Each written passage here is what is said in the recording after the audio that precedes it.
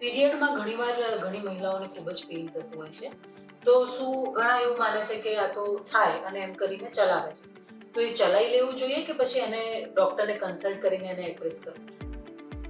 અર્પિતાબેન, આ એટલો જ મહત્વનો પ્રશ્ન છે કે પીરિયડમાં બહેનોને પેઇન થાય તો આપણા સમાજમાં એક એવી માન્યતા છે કે આવું તો હોય જ ને, હા, એમાં તો સાચું. શું ડોક્ટરને બતાવવાનું. એટલે પીરિયડમાં થતું પેઇનને બહેનો ઇગ્નોર કરે છે અને સ્વીકારી લે છે. બરાબર. પણ ઘણી બધી વાર એ પીરિયડમાં થતું પેઇન અંદરની સિરિયસ ઘટનાને આધારે હોય છે.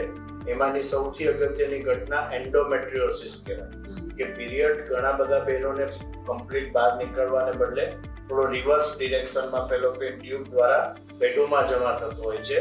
એને એન્ડોમેટ્રિયોસિસ અને ચોકલેટ સિસ્ટ એવું નામ આપવામાં આવેલ છે.